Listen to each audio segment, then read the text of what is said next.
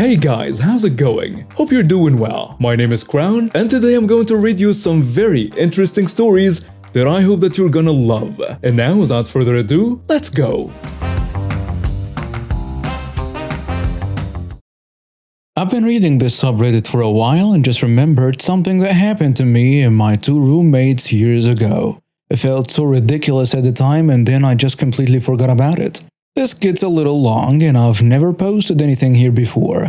Please forgive me if this doesn't make sense. I, a 21-year-old female, lived with two roommates who were married to each other. A 22-year-old male and a 21-year-old female. We were all off work that night. It was around 9 p.m. and we'd all had a few drinks. None of us were drunk, but we were a little tipsy. The phone rang. We had a shared landline and no cell phones because this was 20 years ago. My male roommate answered with a polite hello. And this is what we heard from his side of the conversation. Hello? It was loud enough talking on the other end that we could hear a woman's voice but couldn't make out what she was saying. I'm sorry, you have the wrong number. The voice on the other end became louder and more agitated. I don't know that information. You have the wrong number. Even louder. No, I can't look it up. I don't know what you're talking about. You have the wrong number. Goodbye. He hung up, turned to us, and started to relay what had just happened. Apparently, this woman had called to ask for information about the local night school, but she called our number instead. She insisted that our roommate should know the phone number she meant to call, then demanded he look it up.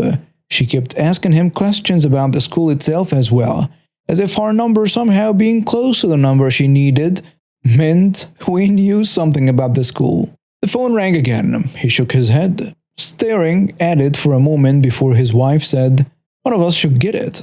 I didn't agree, but I was curious. I wanted to see how this was going to escalate, so I answered it this time. "Hello? That was very rude. I'm sorry. How you answered the phone? Do they know you answer the phone this way?" "I'm not sure what you mean. This is my home." "Not this again. This is a night school. I want some information about classes." "This still isn't the night school. You just spoke with my roommate. You've called the wrong number." "Oh, I want to complain about him. He answered the phone the same way you did. You're both very rude. What are your names?" "I am not giving you our names.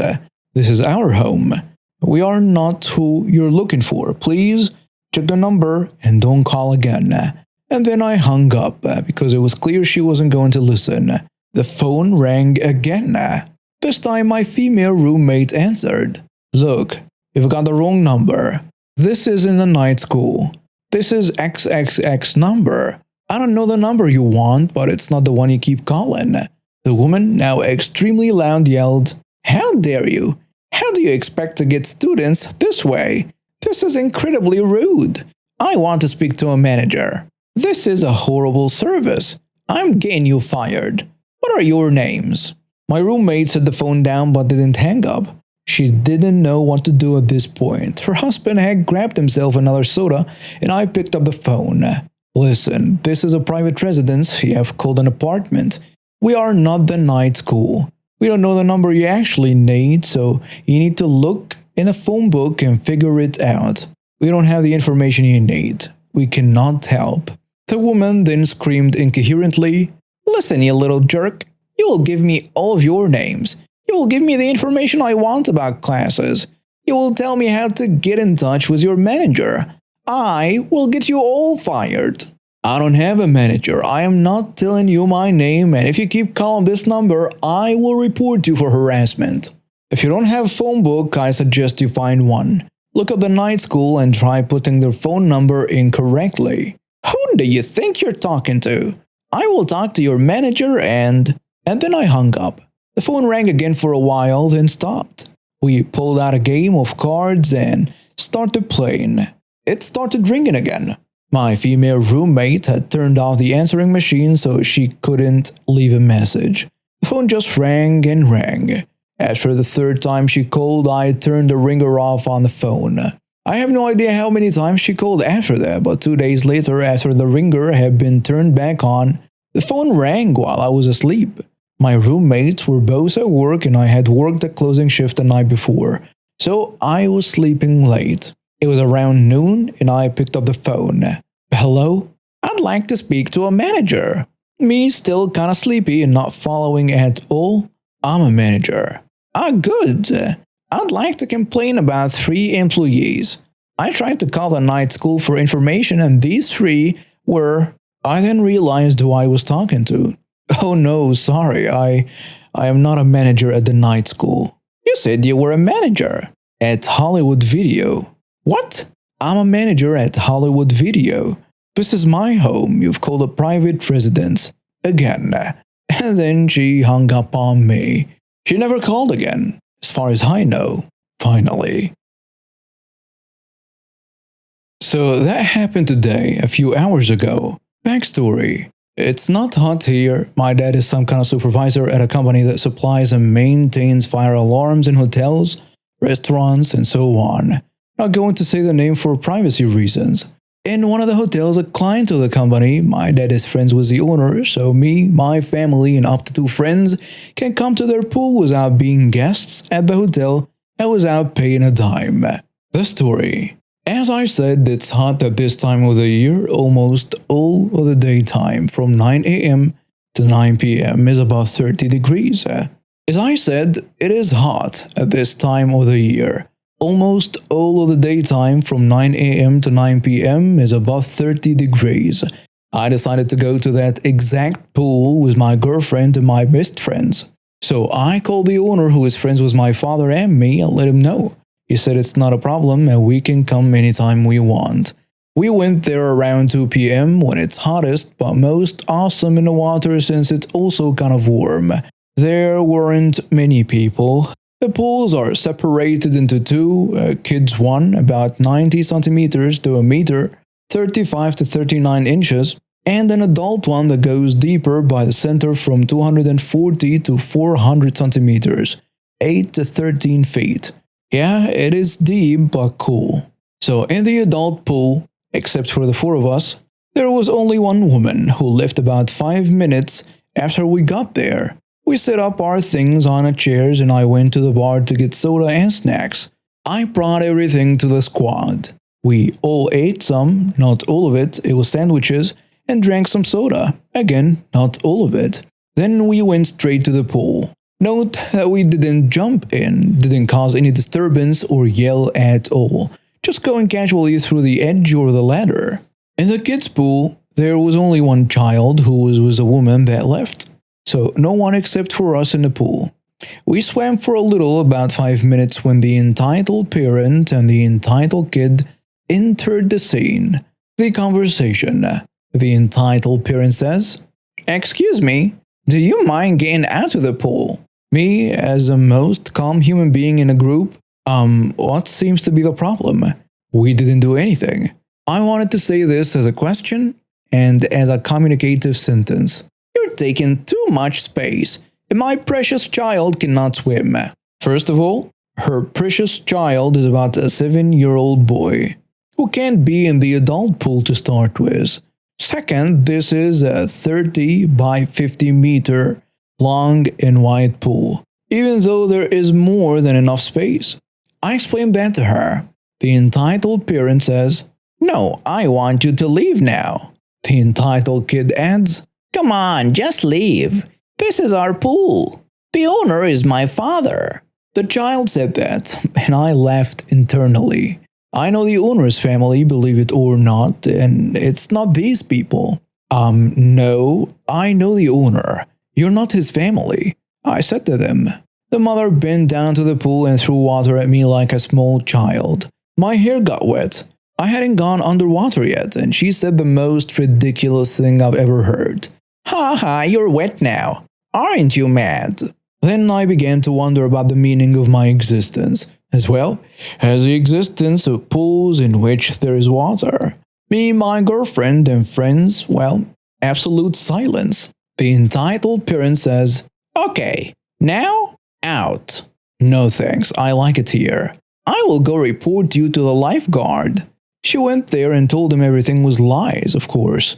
Know that the lifeguard heard everything firsthand, so he came to us and whispered, "Don't worry, I'll take care of her." I heard what really happened. She was watching from a distance thinking she had won. The lifeguard told her that we didn't do anything and there is enough space. The lifeguard says, "Also, your child cannot be in the adult pool." What? He's the best swimmer here. He can be wherever he wants. Then she didn't know what to do, so she screamed in frustration. "Ah, you're hitting me. Manager!" Then a nice bar employee came. It turned out he was in charge of the pool area today. "Yes, ma'am." "He hit me." The nice bar employee, me, my girlfriend, and my two best friends says, "No, he didn't." "Liars! All of you will get to jail." The entitled parent looking at us, "Since you're rude to me, you'll give me your food and drinks for compensation." "Yeah, in your dreams." "Respect your elders, young man." Unbelievable. The bar employee already called the owner. He came and told her, "Ma'am, I'll need you to leave now." "They hit me and my child." And a little kid added, "Yes." "No, I saw everything on the security cameras. I also saw that you two are not hotel guests and didn't pay at the gate but slipped through." The entitled parent, now knowing that there were cameras, just left with her kid. The nice hotel owner apologized and told the bar employee to give us another set of sandwiches for free. We swam for another 15 minutes, got out and ate all of our food. End of story? Well, in a perfect world, yes. In this one, definitely not. After that, we went to change into casual clothing and got off the wet swimsuits. We took our belongings and left, saying thank you to the nice hotel owner and bar employee. As we were leaving and heading towards the parking lot, we called my mom to come and pick us up. We saw the lady waiting to confront us. You stole my things and lied about everything. Give me my stuff now." She tried to get a hold of the bag I was holding, which had everyone's towels, swimming suits, and some other stuff. Literally everything we owned. As a healthy, working out teen, I'm stronger than she is and didn't let her get the bag. She started screaming in frustration without noticing that the parking lot also has cameras. "Don't hit me, I am calling the police." The hotel owner tells her, "No, you're not. I am doing it for lying and harassment." Apparently my girlfriend went to call the manager without me noticing. The hotel owner says, "Kids, go, I'll take care of her." We went to my mother, who was on the other end and didn't hear anything. We got into the car, she dropped us at my place to hang out for a bit, and my friends left a bit later. Completely by coincidence, my dad had an appointment with the owner that day, just a bit later, to discuss an upgrade in the fire alarm system. So he told my dad about everything. When he got home, he explained that the owner told him that after we left, he called the police, and after an ID and breathalyzer check, the woman was arrested for crime scene fleeing, drug distribution, being 0.1% drunk in a public place, and a lot more my father didn't really bother to remember.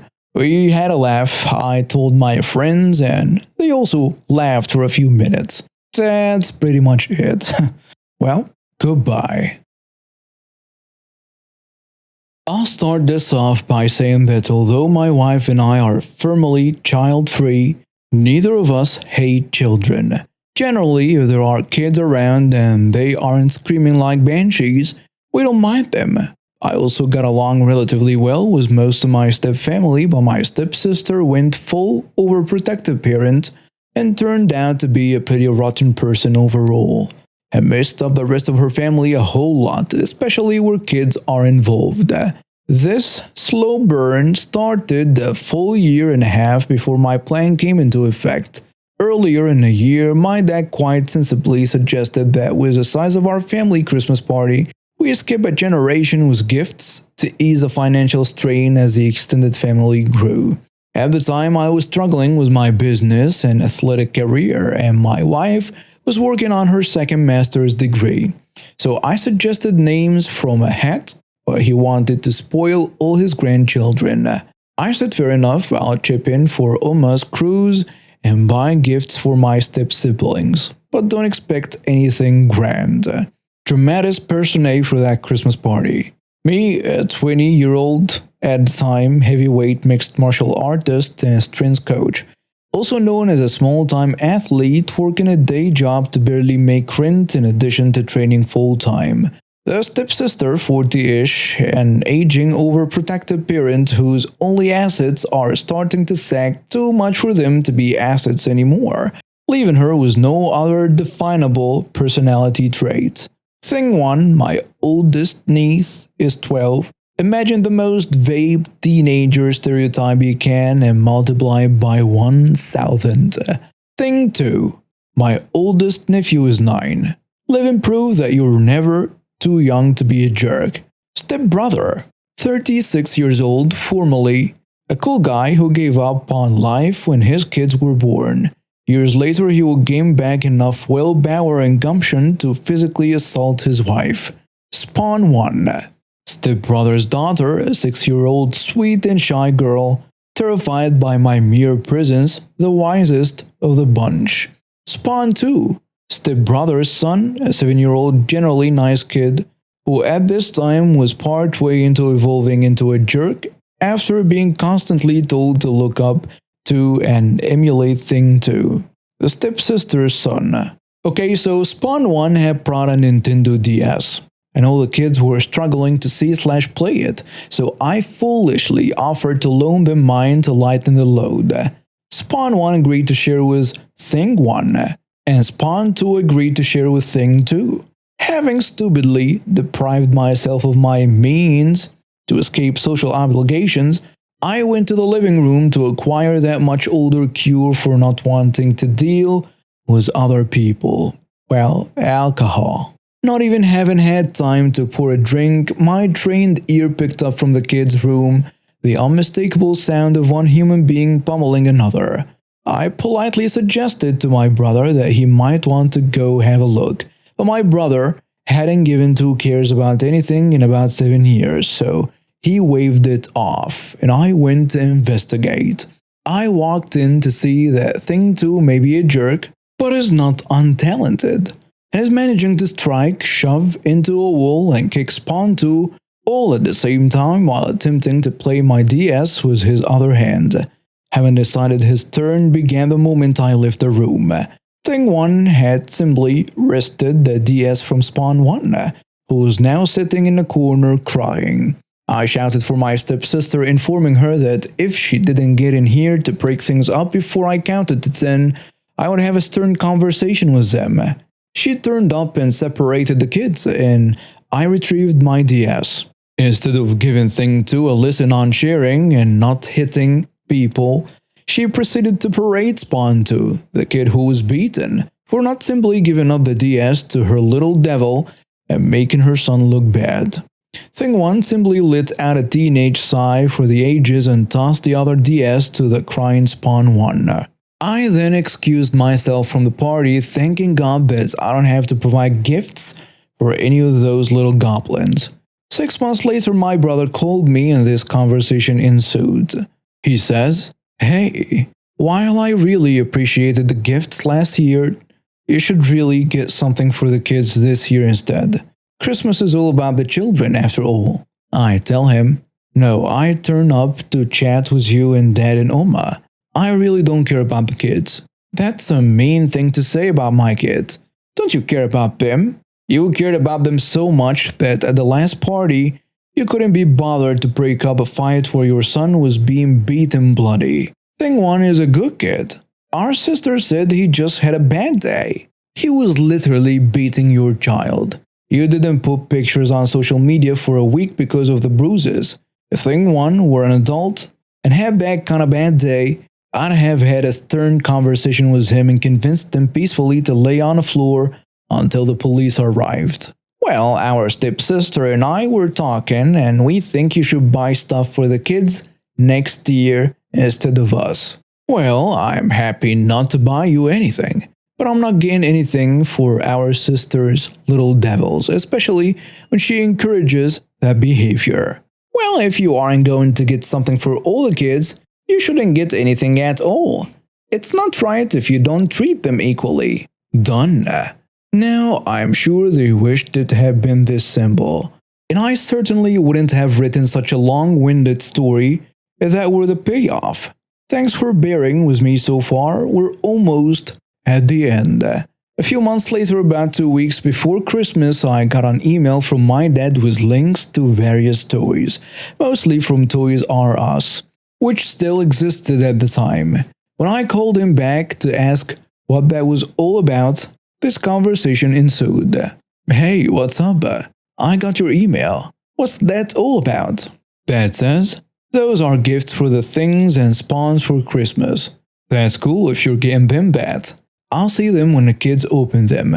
"No, that's for you to get them. I don't buy for that generation, remember? And I already sent you my contribution to Uma's cruise. You need to get stuff for the kids. Don't you want them to look up to you as an uncle?" "Not really. Also, a part of my life suggests to you that they ought to look up to me as any sort of role model. You'll be better off telling them to grow up to be rock stars." "Not the point. Christmas is about the children. If you don't give them this stuff, I won't put your name on the card for Uma. That's a bad thing to do, considering I already paid into that. Will you get this stuff or not?" "Well, I guess my name isn't going to be on the card then. This'll cost me more than a month's rent, so you can take this list and grease it up real nice." He interrupted me. "Calm your jets. This is what they want. I'll get them a token, something, but I am not taking out a loan." "Fine, just make it something they enjoy. If what I get doesn't put a giant smile on each and every one of their faces, I'll buy you dinner at a steakhouse of your choosing." "That's the spirit. Talk to you later." So Christmas rolled around, and my wife and I have bought not just one but 4 gifts for each of the little ones, and wrapped them all beautifully. My dad correctly assumed it's all probably from the dollar store, but it's nicely wrapped, and he gave me a look of approval as I placed it under the tree. My wife and I suggested that since we brought several gifts for each of the kids, why don't they open one each before dinner so they have something to do while they wait. Their parents of course agreed, as it gave them more of a reason to ignore their kids and talk about them instead. So they sent us off to hand out gifts to their kids. My stepsister looking especially smug. As they began to unwrap them, I prepared the camera as my wife went for our coats, and I stuck around just long enough to immortalize on film the big grin on each of the kids' faces as they saw what their gift was. Less than 1 minute later, the first blast from the air horn. Thing 2's gift could be heard in a hallway clearly by my wife and me as we made our way to the elevator. I have no idea how much of the bulk pack of silly string spawned one's gift, or the 36 rainbow packs of off-brand markers spawned 2's gift ended up on the walls. But I do know they repainted the place the next month. Whether or not the pile of slap bracelets we got for Thing 1 ended up on the wrists or legs of the parents as they tried to contain the other 3 will be left to the imagination, but I like to think they all ended up in the height of 80s fashion before Boxing Day. I may never know if they opened the rest of their presents. Everyone got a copy of each of the others' gifts, for fairness, plus a bunch of gross and mildly inappropriate temporary tattoos. In the confusion, none of them noticed either me or my wife leaving. I am certain that at some point they did notice a pretty gold envelope addressed to the parents on the tree. Inside was a very pretty card, blank but for the following note. This was a warning shot from off the top of my head. I've got a whole year to get creative for next time. Merry Christmas. E. I never bought anyone steak dinner. However, I enjoyed several more Christmases with my Oma and Dad until they passed, and I stopped seeing that side of the family at all. No mention of this incident or gifts for the kids was ever made again. I, a 25-year-old male, had been living away from home ever since graduating from college. My parents both retired recently, and last summer they decided to use some of the money they had saved up to finally build their dream retirement home in New Orleans, where they've been living for the past 10 years. I come from a very tight-knit family, so I still talk to my parents every week. They were so excited when they said they'd already picked out the location where they wanted the house built. It was an empty lot in a nice neighborhood where a house had been demolished not long before due to age. And the previous owner, who was pretty wealthy and owned numerous properties around the city, decided that the lot was worth more without the house on it. Anyway, my parents snapped it up as soon as it came on the market. But not long after construction began, they realized that they were building their dream house right next to the lair of a difficult neighbor. The trouble started when my parents had to cut down a large oak tree that sat in the front of the lot. It was a real beauty too, one of those big southern live oaks. And although they didn't want to, they knew they had to remove it because it was in the way. No one likes to cut down a big beautiful tree, and believe me, if there was a way to avoid doing it without impeding the instruction, my parents would have taken it. So they called a tree removal service, and the tree was soon gone.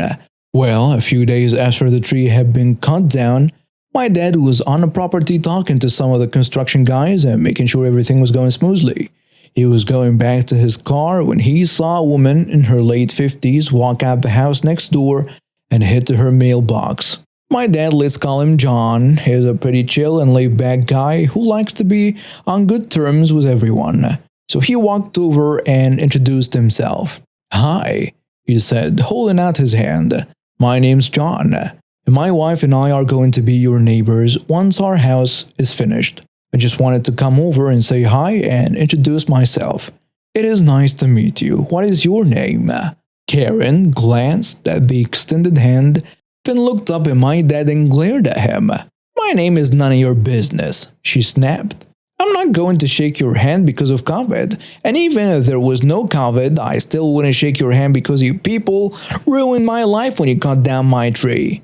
I still can't believe how selfish you are. You should both be ashamed of yourselves." My dad was taken aback by this and pointed out that Karen already had a nice big oak tree in her backyard, but Karen ignored him and stalked back inside her house.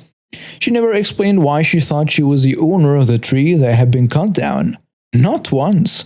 And whenever my parents asked about it, she refused to answer. I guess it's just one of those things we'll never know.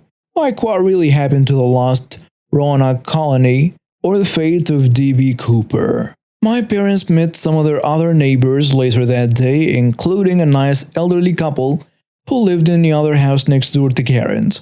When my dad told them what happened, the neighbors said Karen was like that to everyone, and no one in the neighborhood liked her.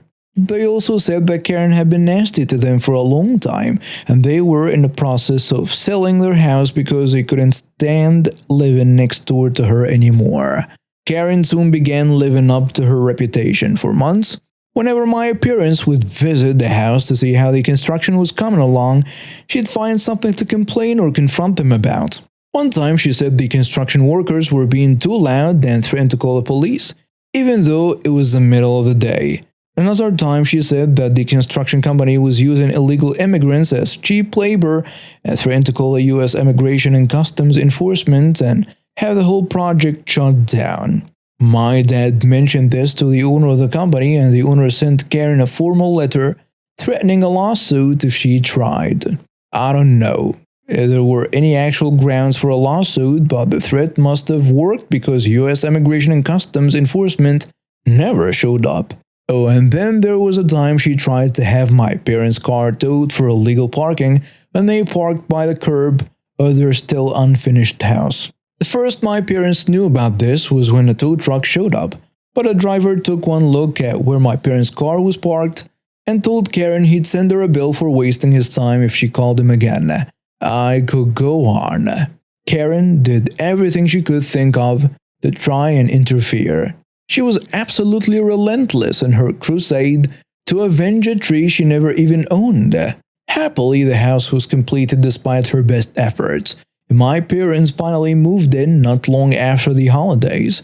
My mom told me later that she caught Karen watching them bitterly from her window as they were taking some of their boxes inside.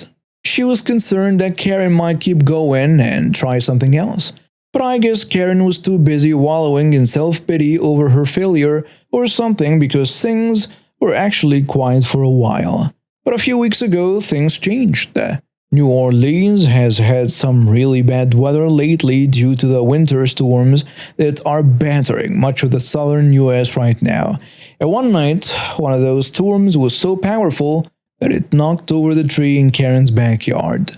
It missed falling onto her house, but it didn't miss falling onto her shiny new Jaguar and crushing it like a beer can. According to my folks, Karen did not